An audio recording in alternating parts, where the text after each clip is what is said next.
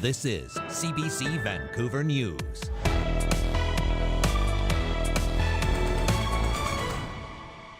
Soccer's all-time scoring leader calls time. I could have never imagined the career I've had. She's the GOAT, always will be. She's somebody that's paved the way for women's soccer in this country for so long. Burnaby's own Christine Sinclair bids farewell to Team Canada. Plus, asking for more time. Every aspect of the business has become more challenging, and it is more challenging now than it was in 2020. Provincial leaders ask Ottawa to extend the deadline for federal loan repayments for small businesses. And with the push to expand transit, why one Lower Mainland city has said no to a bus-only and dedicated HOV lane. Good evening. Thank you for joining us. I'm Janella Hamilton. She's the pride of Burnaby and Canadian soccer. Christine Sinclair has announced she is retiring from the women's national team. Belle Puri has more on the world's all-time scoring leader. To win it for Canada! Christine Sinclair has led a storied career. I could have never imagined the career I've had, and I could have never imagined where this sport is now compared to where it was when I was, growing up or when I first joined the national team. Christine Sinclair! In 23 years, Sinclair has played in 6 World Cups and 4 Olympic Games. 22 years in the making. When she led Canada to gold in Tokyo, it was a triumph on the world stage and in her hometown. And I just thought that was perfect. I mean, she just means so much to Burnaby and to Canada. Christine Sinclair was always our favorite player because she was always scoring all the goals. She just broke the record! Goal number 185 landed Sinclair in the history books. Since then, there have been 5 more for a total of 190 in 327 games. More goals than any player in international football, men's or women's. She's the GOAT, always will be. I can't see another one going to surpass it. Sinclair's legacy, though, is about much more than scoring. She's ignited a passion for women's soccer in Canada. She's somebody that's paved the way for women's soccer in this country for so long, inspiring us to continue to push, a professional league and a pathway for the women's side. Sinclair will leave Canada's team, but not the game. She'll continue to play professionally with the American Portland Thorns, and before the end of the year, she'll hit the Canadian pitch for a number of farewell games. Honestly, you can't play forever, and this seems like a good time to be done. Belle Puri, CBC News, Vancouver. Earlier tonight, Dan Burt spoke with Carrie Serwetnik. She's a former player on Team Canada, the first woman inducted into Canada's Soccer Hall of Fame, and the director of Free Kick FC. She tells us what made Sinclair so fun to watch and what the future may hold. Carrie, Christine has played with Canada's national team for decades now. When you watch her on the pitch, as we have for many years now, what stands out for you? What made her so good?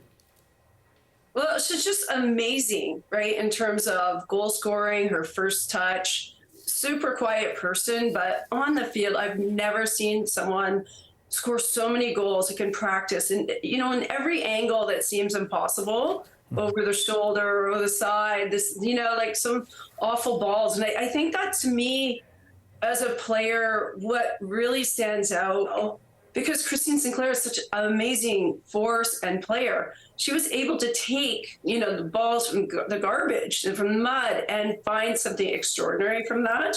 She did that for years and years and years. And it really wasn't until John Herdman stepped in to try to change the style of play for the team.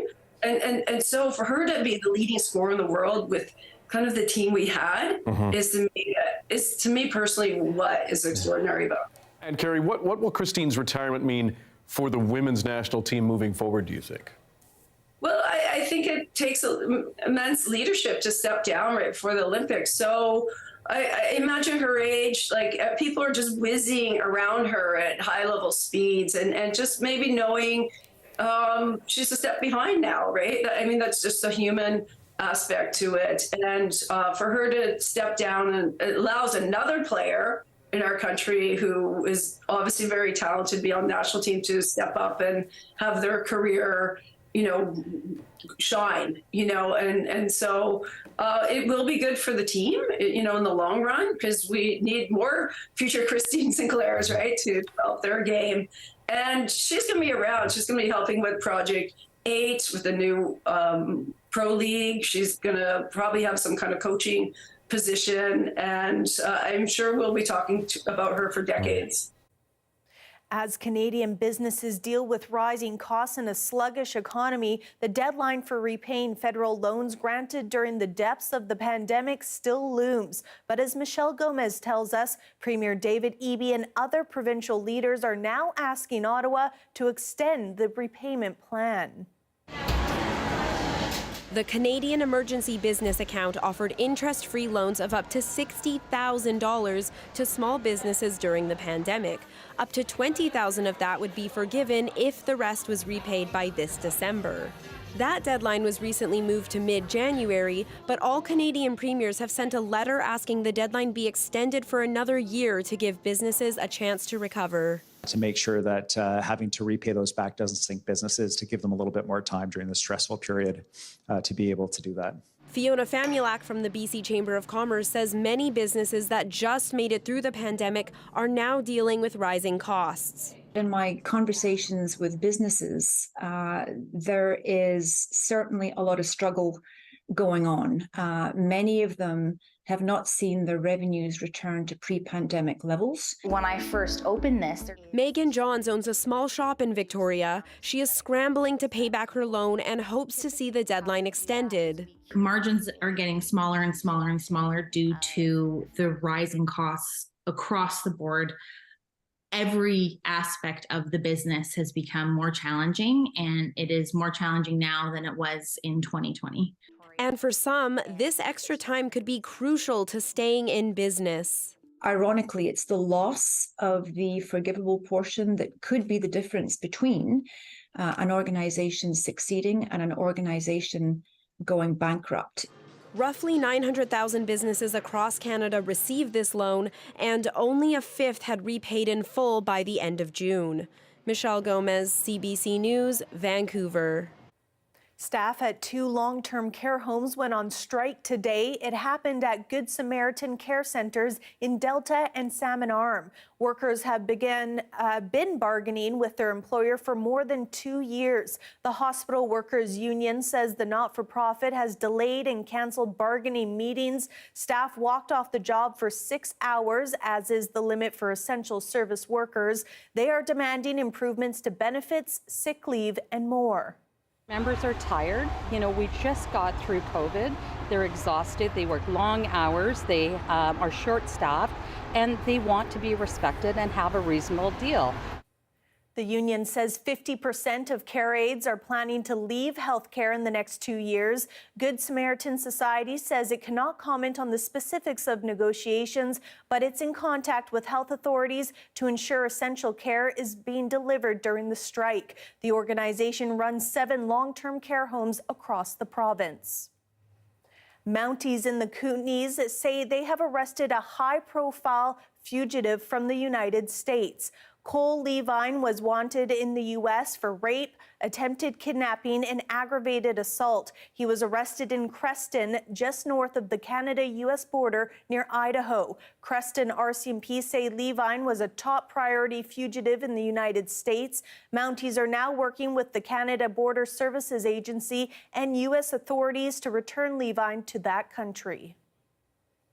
Back in Vancouver, a potential building collapse shut down a section of Main Street between Terminal Avenue and Pryor Street. Vancouver Fire Rescue says the road was closed first earlier this afternoon during rush hour when a number of bricks fell off the top of the structure onto the sidewalk. A building inspector declared the 2-story building dangerous and ordered it to be torn down immediately. The red cinder blocks underneath with that blue board. That appears to be a smoking area for the SRO that's right in the building next to it, and the bar that's adjoined to it as well. So had there been people out there or foot traffic coming by with the amount of debris, the height that it came down from, and the volume and the weight of it, there could have been some injuries there, but thankfully not today. BC Housing owns the property, which at one point was slated to be developed, but that never happened. The road is expected to remain closed overnight as crews work to demolish the building.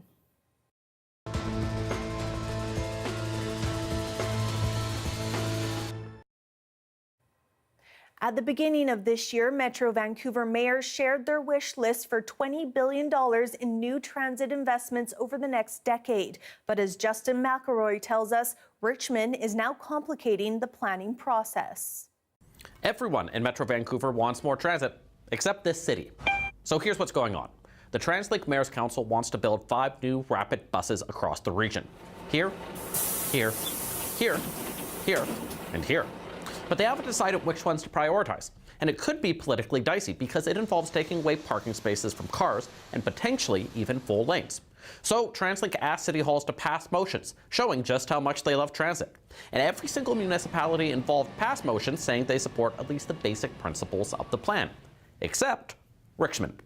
This week they voted no, rejecting both a bus-only lane and a dedicated HOV lane, which probably puts an end to that line. But what about the other 4? Well, this week the mayors will meet to decide which ones they'll start making dedicated plans for. But then they actually need the extra money from higher levels of government. And that could take a bit longer than waiting for a bus at commercial GBC. Justin McElroy, CBC News, Vancouver.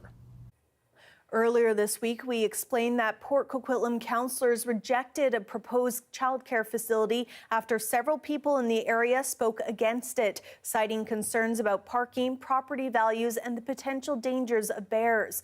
But it may get another chance. The mayor says he will now use his authority to overrule City Council and force a new vote. There are also some, legitimate concerns around how the child care center would fit into the neighborhood. But in reviewing those concerns, I don't believe that those are obstacles that can't be overcome. Those concerns were voiced by 9 residents last week, but West says that childcare is a priority for the city and the proposed daycare will be discussed again during Tuesday's council meeting. A Vernon ultra athlete has finished an epic endurance race equivalent to 20 Ironman triathlons combined.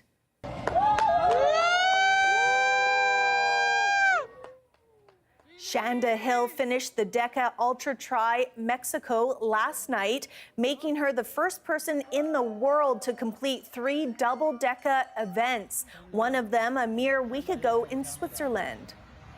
When things challenge you, whether you're going to throw in the towel or whether you're going to continue going. And I think that's the greatest part of this race, is just you're always learning continually.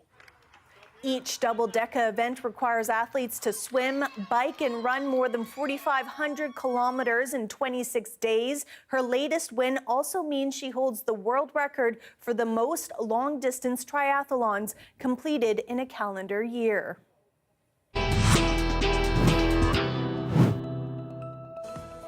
Coming up, 2 American hostages were released by Hamas from Gaza today. Meanwhile, talks for allowing food, fuel, and medical supplies into the area are still at a standstill. That story is next.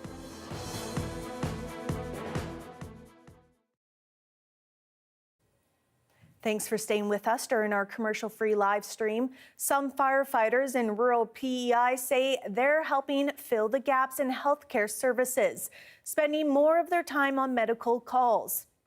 And as Wayne Thibodeau reports, it's putting a strain on them and local resources.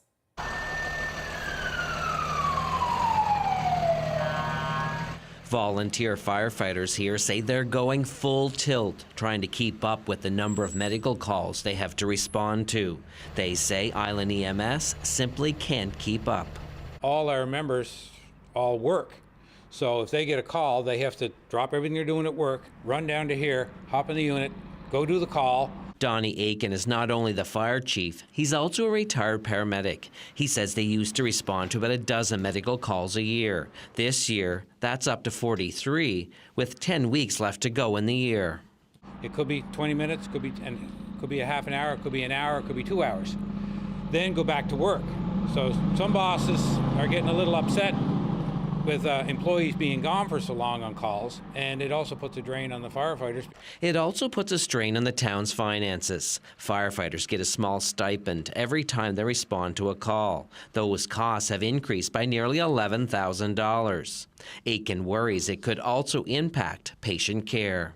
It ultimately could cost somebody their life, especially if there's a motor vehicle accident or if there's a major house fire or even if somebody takes a cardiac arrest, if the immediate medical help is not there for them.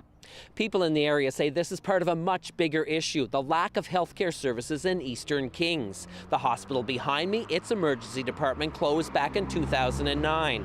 Hours have been cut back at the nearest emergency room in Montague, and there are no walk-in clinics in town. We have to wait hours to get ambulances. We have to wait weeks to get appointments with doctors. Trying to get like a test for anything is almost impossible. I have to get on a bus at 6:15 in the morning and take a day off of work to go into a walk-in clinic. Healthcare here is horrible. The town's mayor agrees. She's written a letter to the provincial health minister outlining her deep concerns about the lack of healthcare services. Joanne Dunphy says it is putting more pressure on paramedics and her firefighters. We're concerned that we have no emergency here since 2009. And now that Three Rivers has their emergency closed on the weekends and usually after 8 or 9 in the evenings, we have to go to Charlottetown or Summerside, and it's not good for our residents, it's not good for Town of Surrey residents or Eastern Kings. The local MLA wants emergency services restored in Montague and for Island EMS to put more paramedics and trucks on the road. That will keep the ambulance in Surrey more often and reduce the need for firefighters to respond to these calls where the ambulance is out of the area. Island EMS says it determines the level of urgency for all calls and ensures ambulances are deployed as quickly as possible. It says its average response time is 13 minutes. Wayne Thibodeau, CBC News, Surrey.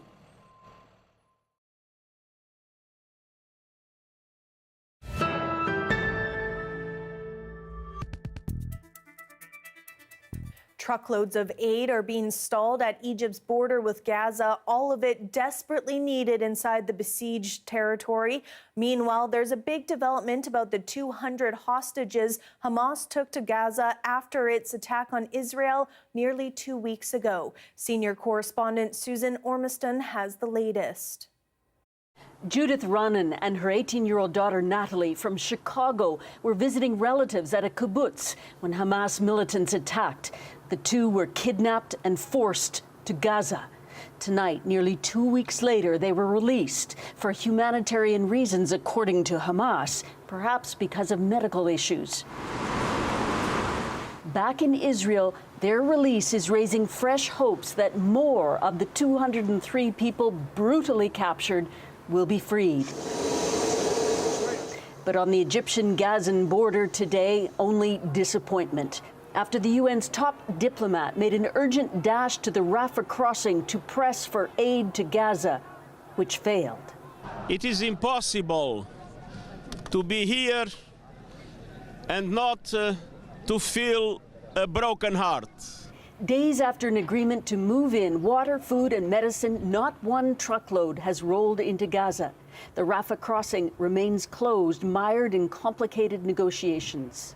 We are now actively engaging with all the parties, actively engaging with Egypt, with Israel, with the US, in order to make sure that we are able to clarify those conditions. The blockages include who screens the trucks, who gets the aid, and what's included. The UN insisting a supply of fuel is critical to power hospital generators.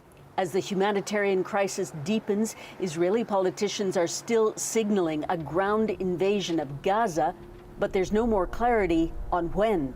There's no disputing the Israeli military is gearing up all day. We've seen military equipment barreling down that road, troops and fuel trucks closer toward Gaza. We're not allowed to go any further than this point, as the defense minister has told troops massing closer to Gaza that they'll soon see the inside of Gaza.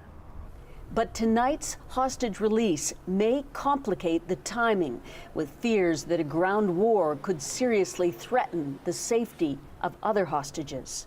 Susan Ormiston, CBC News, Jerusalem. Here we have a shot of the BC legislature all lit up in Victoria, courtesy of our friends at Check News. Darius will have our full forecast coming up next.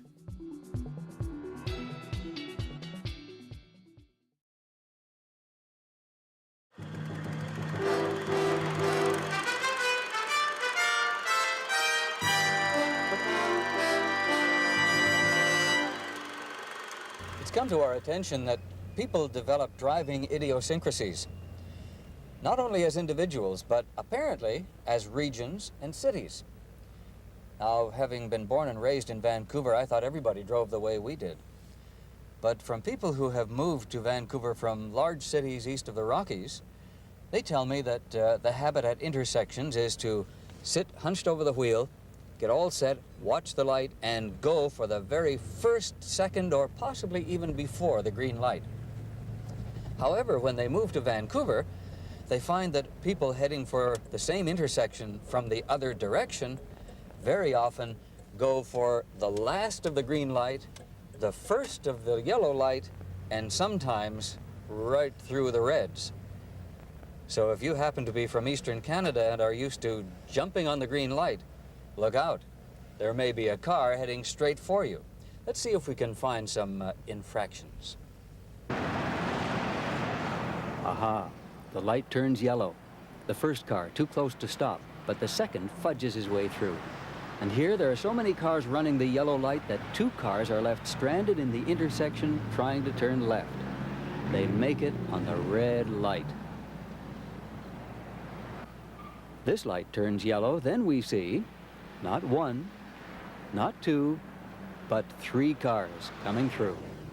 Now, we didn't stage this next shot, but guess who drives leisurely through the red light? Watch the CBC car on the right. At the same intersection, minutes later, 1 car through the yellow, not bad, but what about this one through the red? You think this syndrome only involves cars? Just watch the bike rider on the left. Through the yellow, the red, onward he pedals. So as you're hurrying through the next intersection, maybe through a yellow light or a red one, remember there may be a driver recently moved here from Ontario just waiting to jump out and get you.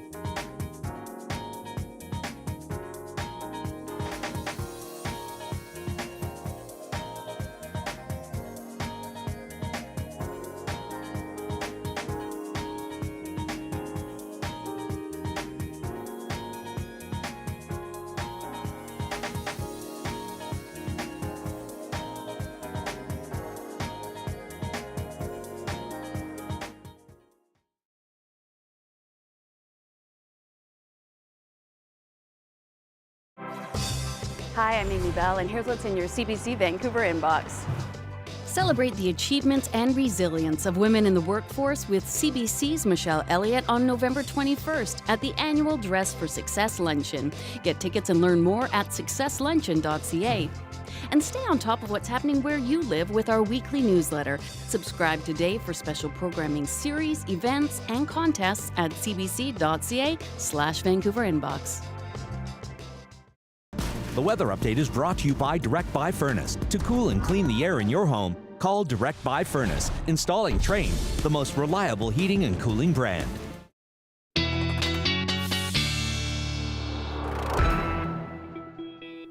Time now for a look at the weather with Darius Madavi. Darius, I hear the rain is subsiding for now. It's a nice change from where we were earlier this week, for sure. a bit of more benign weekend here on the coast compared to what we had earlier. So not really much more moisture coming in here, but up north is where the big weather story is today. We've got this cold front that's coming down from the north, bringing plenty of snow for the more northern parts of the province. We do have a little bit of rain possible coming in, just a really quick sort of passing through of this sort of stationary system that's been in place. That's going to bring plenty of cloud, but really in terms of rain, not much to speak of. This is really scattered showers. They'll be short-lived if we get anything at all. And here on the coast, we're looking pretty good. There's parts of the interior might get a little bit of a drizzle at some point. But really down here, it's just cloud. And up here, we're getting that snow. So definitely drying up after the atmospheric river we had earlier. And the other big story here is temperature. So yesterday, we actually did break some temperature records in parts of the interior. We were definitely focused more on the coast this week as a result of the atmospheric river coming in. But temperatures were in the 20s for parts of the interior, which is very unusual for this time of year. So we did see some records broken, some of them not by much, by a fraction of a degree, but others by a few degrees, which is quite significant. Now, we are cooling, though, as we see this cold front start to head down as we head into Sunday, and by Monday, it has spread to much of the northern parts of the province, meaning we're getting quite a bit chillier. It's starting to feel definitely more like fall and winter than it has so far. This might be as far down as this cold front comes, meaning some parts in the south are spared the really cold temperatures, but definitely marking a changing of the seasons. Now, if we look here, you can see those flurries for Dease Lake coming to Fort St. John by Sunday, more than likely. Here in the south, a chance of some drizzles, but not much is likely, mostly just some cloud we're seeing, and even that should start to clear up by Sunday for some sunnier skies, both in the interior and here in Vancouver. We start to get a little bit of sun poking through the cloud, which should be a nice change. Thanks, Darius. Well, 'tis the season for making soup and staying cozy. It's also cuffing season, when single people look for a romantic partner to cuddle up with during the colder months. Our Maurice Katz asked people in Vancouver if and how they participate. I'm in Vancouver today, and we're asking people, is cuffing season real? Is cuffing season? Do you know what cuffing season is? Is that where you smell your own fart? No, it is. I didn't know there was a season for it. Just the two of us. So you wouldn't participate in cuffing season? Not really. I'm more of a committed kind of person. In the summer, you have multiple dating prospects, and in the winter or fall, you choose one person to hunker down with, and then when it gets warm again, you ditch that person or you add more people to your roster again and integrate that person into like a multi-partner scenario. A lot of my friends, when summertime comes around, they want to get rid of their wintertime partner and look at the perspectives out there. Now the study has shown that in Vancouver, people are leaning away from this dating habit and they're looking for more serious long-term relationships all throughout the year. What do you have to say about that? It sounds like animals hibernating or something. Back when we were hunter-gatherers, it was advantageous to have a partner to be warm with during the winter months. You weren't aware about cuffing season. I had no idea. Never done it myself. Have you, Caroline? Well, I'm going to keep that to myself. I think cuffing season is more kind of like, I don't know, cute for fun, and some people want more serious stuff. Can't waste your time when renting so much money. I'm not against it, but I don't know if it's real for me right now. How about you? Hey, I'm cuffed. I'm cuffed. Oh, I'm cuffed. Every season's cuffing Every season. I'm an all-season cuffing season guy. So if there are some people out there who use cuffing season as incentive to get a little bit more intentional with someone that they already have genuine feelings for, there can be a positive to that. Somebody like me cuffing seasons all the time, so, that just is what it is. But I speak for myself. So you're looking for more long-term, serious relationships? I mean, I wish, right? But, it's hard out there. The settling component of cuffing season, I think that's the problematic part. You talk to me about how important honest communication is. I think for that kind of thing especially, it's very important. Because you're going to say bye-bye to them in the spring. And they want you want them to know that. But open, honest, and kind communication is going to go a very long way, whether that means till the end of the season or the rest of your life. That is your late news for this Friday. Thank you so much for watching. For news anytime, visit our website, cbc.ca/bc. Have a great night.